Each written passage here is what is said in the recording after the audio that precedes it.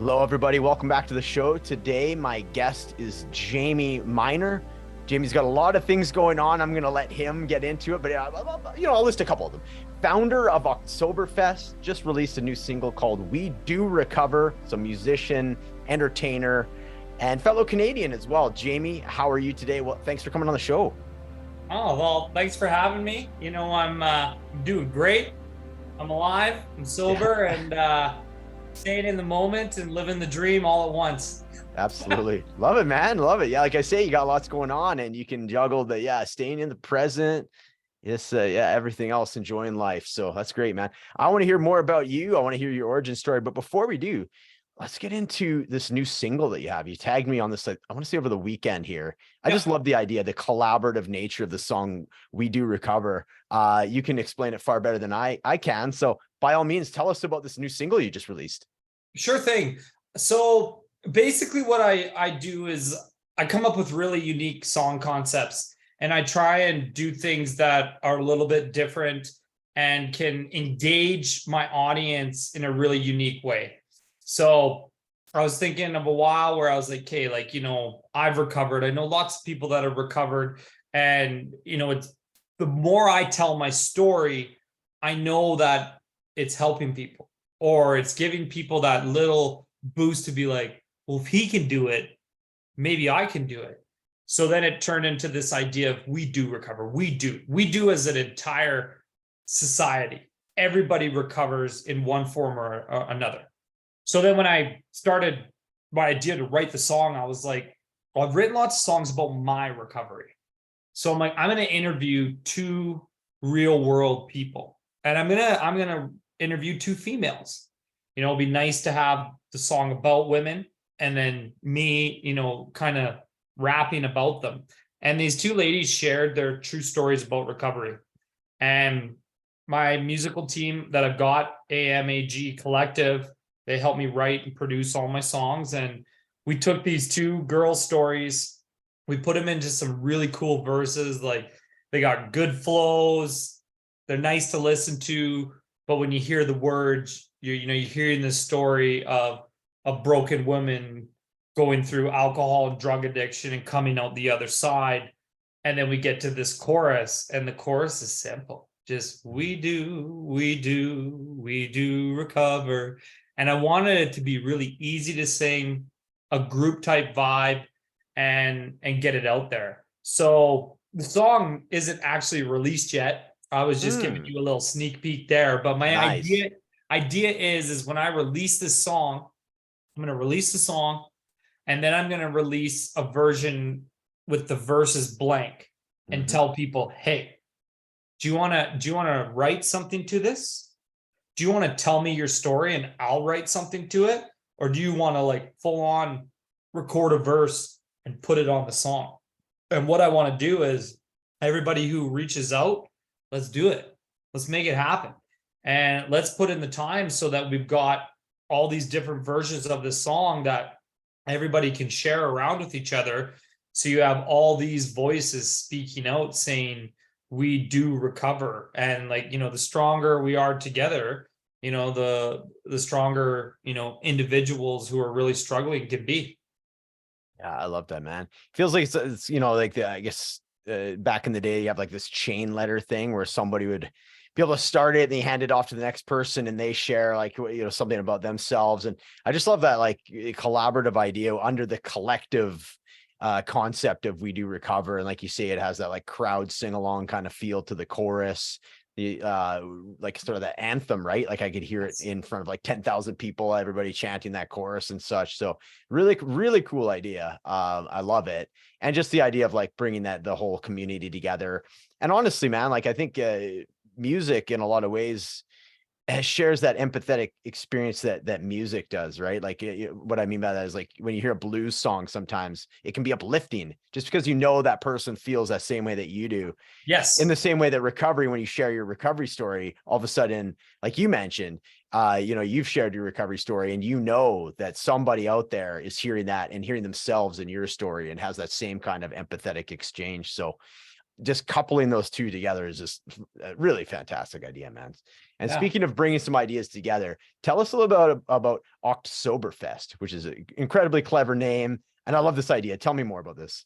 Yeah. So my music team last year, summer was just starting, and the main executive over there said, we got to do something big, Jayme. Like, it's time for you to really get out there. So I'm like thinking, okay, like, are we going to release more songs, another music video? Maybe I'm going to perform somewhere, like a coffee shop.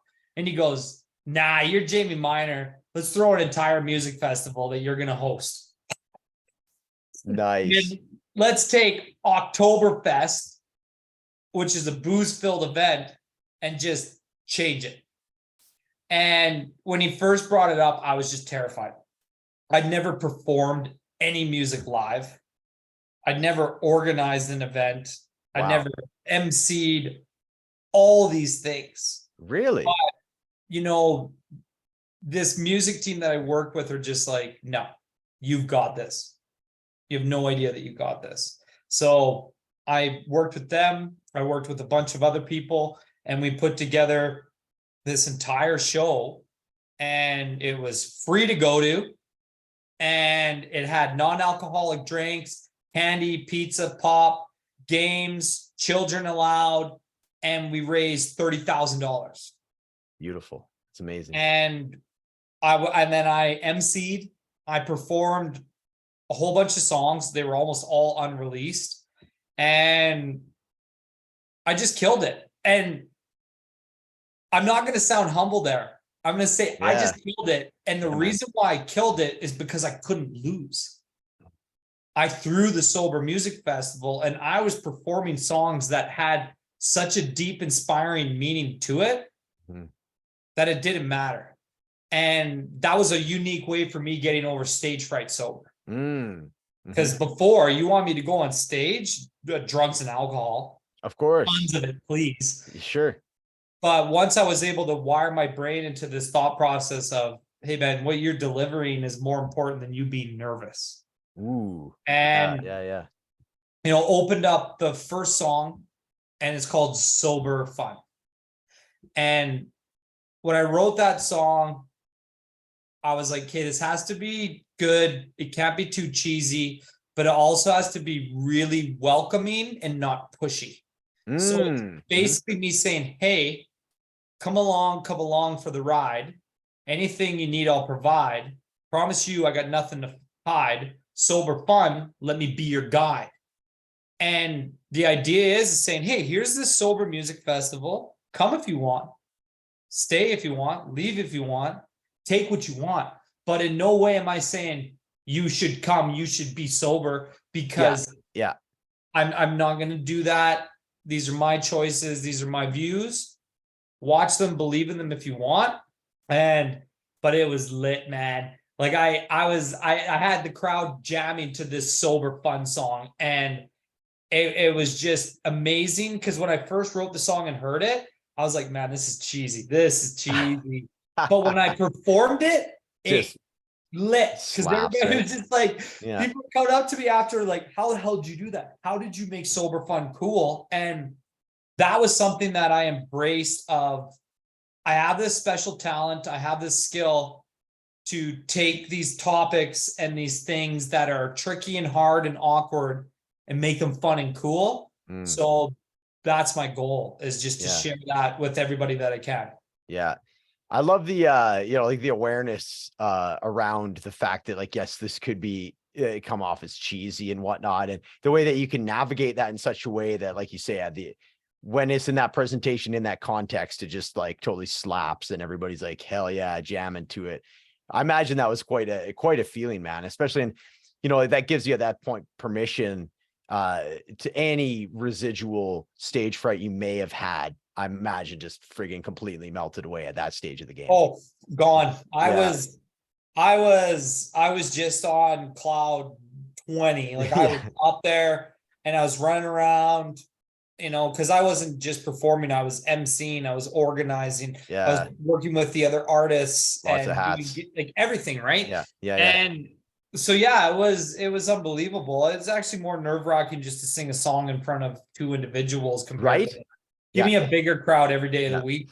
Well, it's funny they mentioned the coffee shop thing. Like prior to that, you're like, "What? Should I just get in a coffee shop?" You probably would have been like you say, more nervous doing that. Wait. Then all of a sudden, like put up. So kudos to your team. You've mentioned your team a couple times. So AMAG Collective. Tell us a little bit about them, what they got going on, how long you've been working with them. Yeah. So they're Canada's #1 independent music artist representation.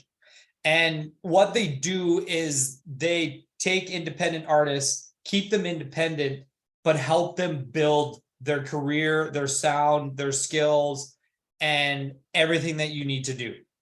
And like these guys are unbelievable because they're in it for you to just get better. They're not in it to find someone who's wildly talented that's going to make them money.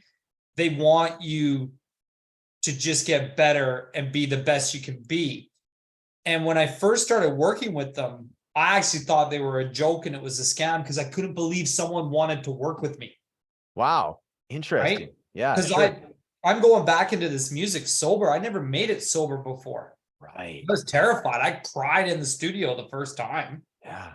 And they just embraced me with open arms and then gave me the confidence of like, look, man, you got a unique talent.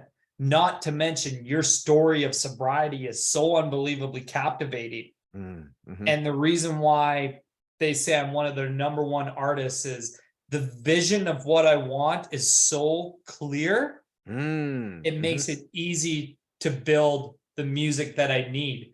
So yeah, they're great. Like they've come up with a lot of the big concepts. They've helped me write, produce lots of music. They're super supportive and they're ready to help me take this vision as big and as far as we can.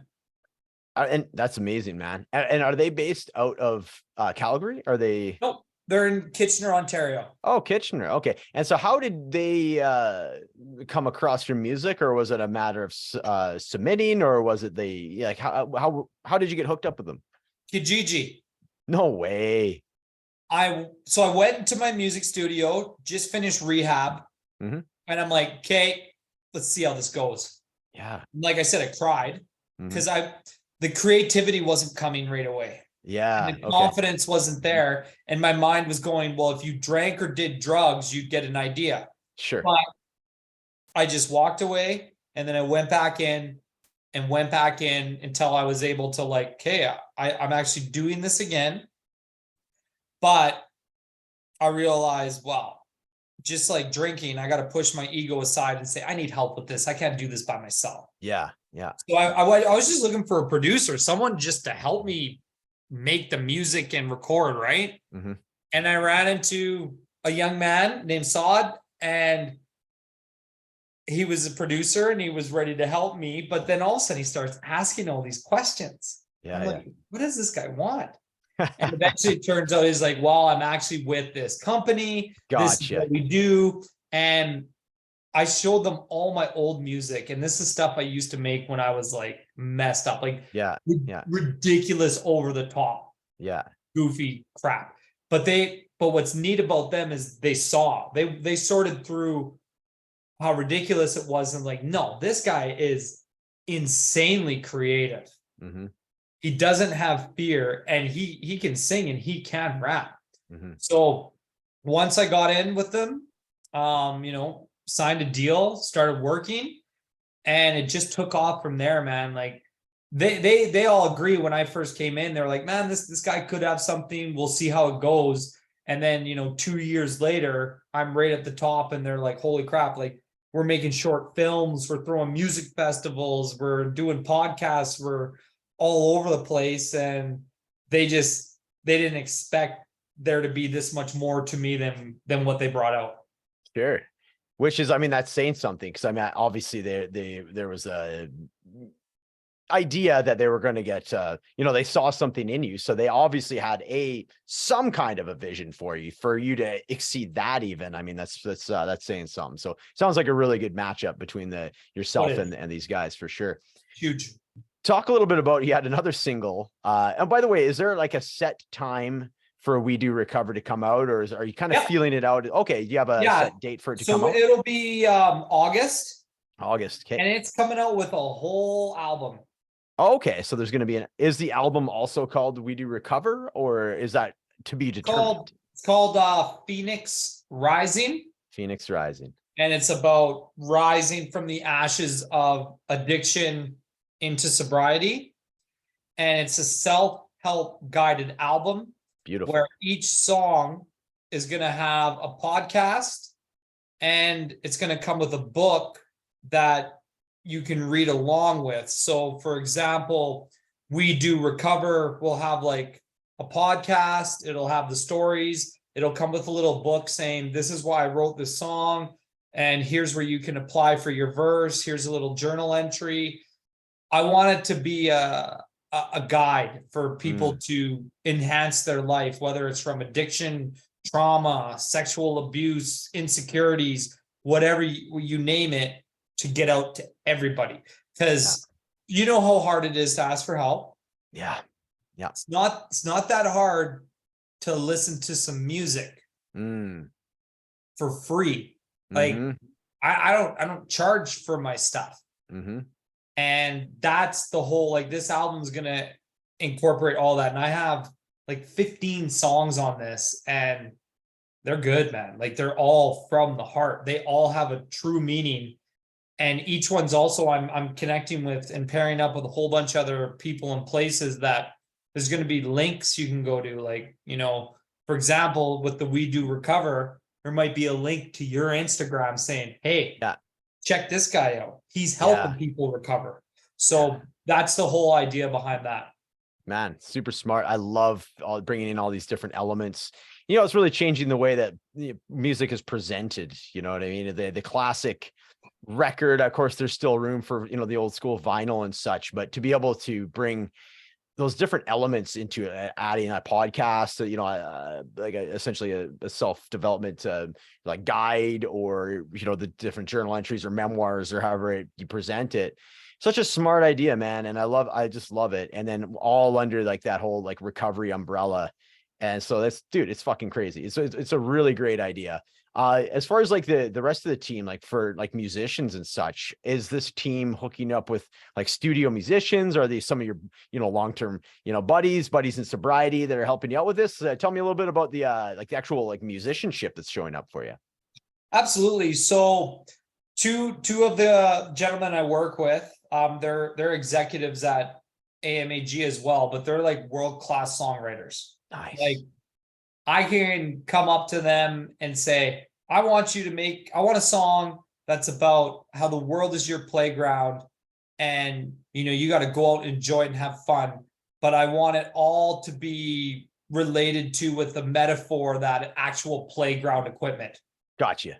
Yeah. And they kill it. They like I'll help write and I'll give them all the ideas, but the way that they write, they rhyme, and the flows, like the musicality and the technical skill there, it's beyond insane. I've got lots of great producers, beat makers. We can bring in different artists to sing, rap, play instruments. They've got big connections. Like, you know, one of the biggest people that they work with for Canadian representation is DJ Khaled. So they know what they're doing. They know what they're doing.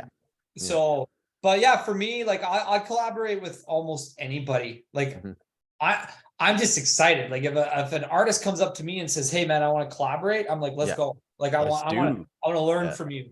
So there's lots everywhere, and it's I'm blown away with how much I've learned and experience I've gained over the last couple of years doing it. Yeah, man, for sure. Speaking of, you know, the last couple of years, you had a single, you know, before this, that's it seems very fun. And, you know, I've gotten, get some, Yeah, some, like you mentioned, some interesting feedback depending on, like we talked about the different social media channels, demographics, all that. It's dad bod. So I can see where there'd be like, some people that are like all about that, and then there's some, perhaps like you mentioned, there's like the younger audience might not resonate with them, or it's just like that kind of speaks to the demographic as far Oh as like yeah. being overly critical. I was like that myself when I was younger as well. So, but yeah, let's talk about dad bod. Like, where does that show up in your like music journey? I want to say it was like, you said it was a little over like a year and a half ago, a couple of years Yeah. ago. And then the video dropped last October, which of course Yes. revitalized it and it brought it to a Yeah. whole different audience. Absolutely. I love humor. I like lightening the mood. I like being goofy, and I like to find unique ways of making people laugh. And I used to write a lot of comedic songs, but they were really vulgar, man. Like I had a song called "Vaginas Are Us" when I was like Interesting. Yeah. high and drunk, Yeah. like, but now in my sobriety, I was like, I still like that funny, goofy stuff, but I want to make it so it's like good funny. I'm not going to cheat by going vulgar and using swear words and, finding the sneaky way. I'm going to put the time in. So, for example, like Dad Bod, I woke up in the morning and I went for a run. And I went and got that natural dopamine rush, sparking my creativity. And I started with a thought, what's funny?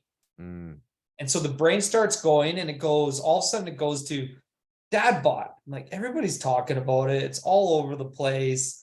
It's funny, it's goofy, but there's also a compassionate side of like, men do care about their bodies. Yeah. As a dad, I'm not a dad, but dads out there who gain some weight because they're busy taking care of the families. Let's throw some love their way and make them laugh. And so that's how I came up with it. And then we brought it to my team, produced the beat. The beat just sounds like a bouncing belly. And me and my writer, Josh, split the verses, wrote the hook, and put it together. And, it's comedic and it hits all the points, but it's lighthearted, it's funny, it's catchy. And when I perform that song, like for example, on OktSOBERfest, I run into the back and I have a belly that I strapped on. I got an outfit that is my dad bought outfit. And then I say, where are all the dads? Yeah. Wicked. Put their hands up and I'm like, come on stage. And they're all rubbing their bellies and being goofy and, just having a blast doing it. So I really like that side of my music too. I have a lot of songs that are going to be, that comedic style. I have a lot of songs that are just pop, Justin Bieber fluff, easy to listen to. Yeah, sure. Because I want to have that balance of a song you can just put on and you don't really have to listen to it. Enjoy. And that's where the songs like Dad Bod are. And I got some other ones that are brewing up in the cauldron that I'll be releasing eventually too.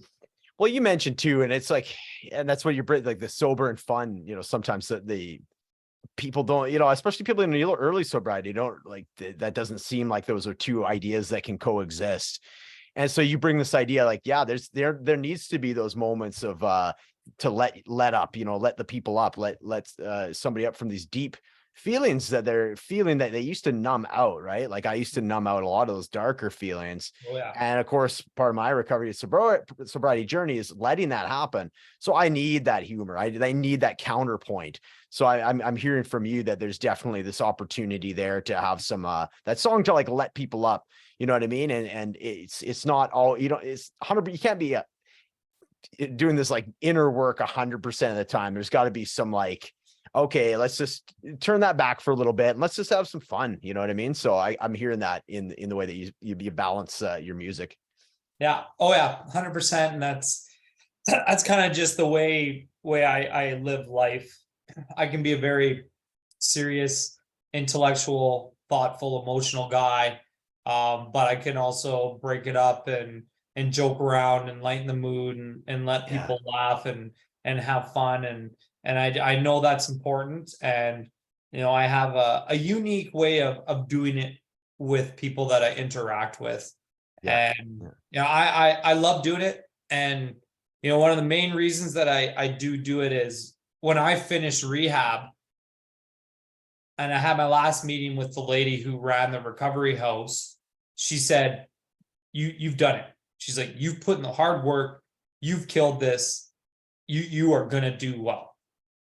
She said, but you've got to take this amazing talent you have of being able to connect with people and help them rather than make money for yourself.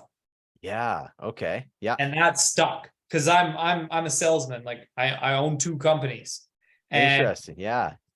I was ruled by money Yeah. because I was good at it, man. I can talk to people, I can sell them stuff. Yeah. So she was like, let's do that, but let's do it to help them. So that really hit me. And I was like, okay, I'm going to do it. Like I'm going to take this awesome ability that I have and I'm going to use it to spread the word of sober fun and self-love and do it the Jayme MInor way. And so far it's been a wild ride, and I know it's impacting people and it's doing its thing. Yeah. Rad. By the way, do you have like I'm seeing the opportunity, like the minor aspect, is there like an alternate personality where you're like Jayme Major, the major minor course? Just an idea, have an alias. I've got a few, man. I mean, Yeah. you got Trumpet Guy. Trumpet Guy. Yeah. That's an alias. Yeah. Right. The dad bod Jayme. Yeah, exactly. You got a few characters already, I got Wizard Guy. I've got like Wizard Guy. 3 wizard costumes. Rad. Okay, so you got there's an opportunity there, perhaps, right? Tell us a little bit. Tell us about the Calgary FlamesTrumpetguy. How long have you been doing this? Woo. Oh man, probably since 2004. Really? Yeah. Wow, it's quite the run. So I brought it to 2004. Flames were in the Stanley Cup final. They were playing in Tampa. Right. And the Saddle Dome opened up to watch the game there. Yes. Yep. And I could afford to go to that one. And my dad was like, you should bring that trumpet. So I brought it, played it, and everybody just went nuts for it. And I've always loved attention. I love making people laugh and cheer, like always. And so the next season, I was like, well, I'm going to try and bring it to an actual game. And I got it in. They let me play. And eventually I just created this name with a jersey called Trumpet Guy. And everybody just kind of knew me. And I mean, like I paid for my ticket. I ran around, played, and sometimes I got booted out of there because I was too drunk. Yeah, right. So once I got sober, I wrote in my journal while I was in recovery, it said Trumpet Guy or sobriety. And I circled sobriety. And I made the decision that if I wasn't comfortable enough to go back into that booze-filled Saddle Dome ever again, that was cool. But I made it back. I played 2 games, and then the Flames hit me up and they said, we know who you are. We've talked to you before. We love what you do. What's different about you? And I said, I'm sober. And they're like, that's amazing. What can we do? And now I got a VIP pass and I can get into the games whenever I want. All thanks to being sober. Wow. What a story. Crazy, eh? I love it, I'm making man. a short film about it too. That's so cool. Wow. Yeah. Even that, just that aspect of you and your life. That's very inspiring. And yeah, part of that too is like, there's so many people that would be, wish that they had I'm sure there's some degree of like jealousy, but jealousy based on like, man, why didn't I think of that? Or man, I wish I had the courage to be able to go up there and do that and have that like, sort of fearless entertainment. Like you say, the idea is to make people all laugh. You like attention, but you like attention in order to then convert it to making people feel good and feel welcome and laughing and such. Right. So yeah, very cool story, man. That's so cool. We didn't give it enough. It almost feels like a part two. Like I want to get into your actual recovery story. I mean, you've talked about being in rehab and everything. I don't feel I'd be giving it the time that it, justifies, being that, we're coming up on the hour now.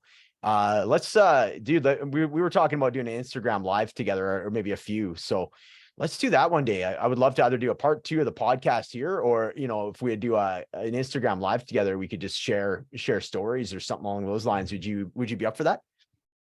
I love to talk. Yeah. Well, that's what I mean. It's like, I can't believe we've been talking for 45 minutes. I told you, bro. 5 minutes. Like, it's like, yeah, it's gone by very quickly. So feels like we have a lot more to talk about. And honestly, like, want to be respectful of your time, and I have a call at 4 as well. So, but yeah, man, this has been really, really cool getting to know you. And I actually met another guy. I don't know if you know him. He's his name's Alex, and he's doing this. He's down in Calgary as well, and he rates all the non-alcoholic beers, and he's on Instagram as well. And he's basically documenting his sober journey. And then he's doing, I'll link you guys, because I think you should definitely hook up. He'd be super interested to hear about. It's funny how the universe works, right? We were actually talking about doing some kind of, like, we were brainstorming like a festival or something, and then here I meet you like a couple days later, literally. And now I'm talking to you like a week after that about, the OktSOBERfest. And now all of a sudden I'm like, oh, you're already doing it. So now it's like, okay, nice. The gears are going, the universe is connecting us in some fashion or another. Yeah. So yeah, dude, it's it's exciting. It'll be cool to see what kind of collaborations we can do here. Yeah, dude, like if somebody's wanting to reach out to you, what's the easiest way to find you? What's your Instagram handle? Where can we find you online?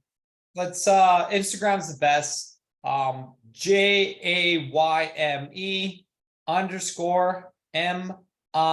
MINZ. Jayme Mines. That was my original rap name. Yes. I'm sticking to just Jayme MInor now. But yeah, that's the best way to find me, and the way I would pitch it is just check out my videos, watch my stories for a couple days, and just sit back, get entertained, enjoy. And if you ever want to message me, like I'm cool. I'll talk to anybody. Brad. And I'm excited for all that. And I just want more people to see the light and how fun life is, and how beautiful it can be, and help everybody see that as a group. And I love that you guys were thinking about that music festival too. And the more the merrier. I mean, the more sober events there are, the better. And like, let's get an OktSOBERfest up in Edmonton. Why not? Yeah, absolutely. Exactly. Why not? Indeed. Love that, man. Well, thanks for coming on today. I always like to end off with a final question. If somebody's listening to this, it's sort of, the term sober curious, just on the fence, it's just kind of like, I'm not really knowing where to turn. What would be your piece of advice to that person that's listening to this, as far as like, how to navigate that curiosity? Absolutely. So sober curiosity, right away, acknowledge the fact that you've already done something hard. You've acknowledged that it's something that you're interested in. You're already in the pre-contemplative phase of being like, maybe this is something that I'll like. And then your next steps that I would recommend is set some really tiny goals for that sobriety, and pick one person to share those goals with. And it could be as simple as, this Friday, I'm not going to drink. And I'm going to tell one friend, and we're going to watch a movie or whatever. And then I'm going to see how that felt. Because a lot of times when we're looking at sobriety, we've got some fucked up shit going on that's led us that way. We don't want to set our goals too big. You want to start really, really small and enjoy the tiny little wins, and kind of, keep it internal, pick one person and see how that goes with just a tiny little step forward. And you do that tiny little step, it's going to feel good. You get a nice little dopamine kick. You're going to wake up fresh the next day, and you're going to see if it's for you. So I would say congratulate yourself first, start small, see how it goes. Love that, man. Great advice. Jayme, thanks so much for coming on the show today. And yeah, man, really looking forward to see what the future holds. Yeah, you bet.